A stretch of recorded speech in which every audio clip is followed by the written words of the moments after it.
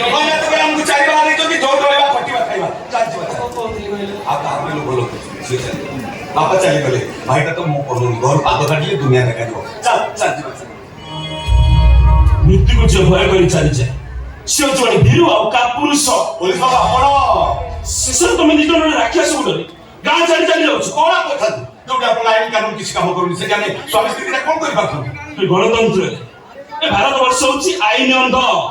ବୋଲି ସବୁ ପଣ୍ଡା ସଭା ଠିଆଲା ବେଳେ ସଶାସ୍ୟ କାର ନାହିଁ। ସେଥିପାଇଁ ଚୋରଙ୍କ ଭଳିଆ ଗାଁ ଛାଡ଼ି ପଳେଇ ଯାଉଛ କାହିଁକି? ଗୋଟେ କାମ କର ବିଷ ପିଇଦିଅ ନହେଲେ ବେକର ରସି ଲଗେଇ ଦିଅ ମରିଯାଅ।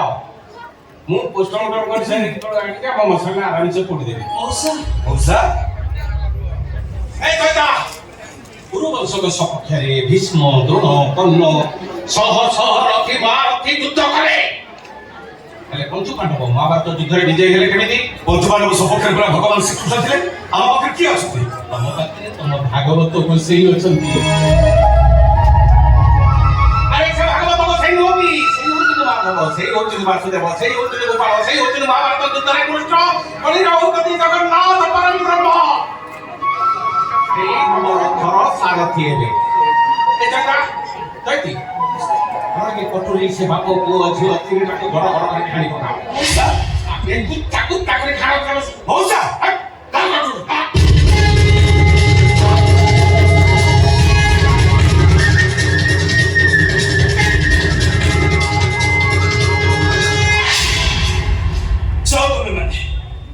ତମେ ମାନେ ସେ ପାପୀ ମାନଙ୍କର ସଂହାର କରିବ। এই অর্জুন হব তোমার রথর সারথি। এই চকা এই হর পাই যুদ্ধ কর যুদ্ধ ধর্ম যুদ্ধ অক্ষয় রূপূর্ণ জগত ধর্মরে হৌধ।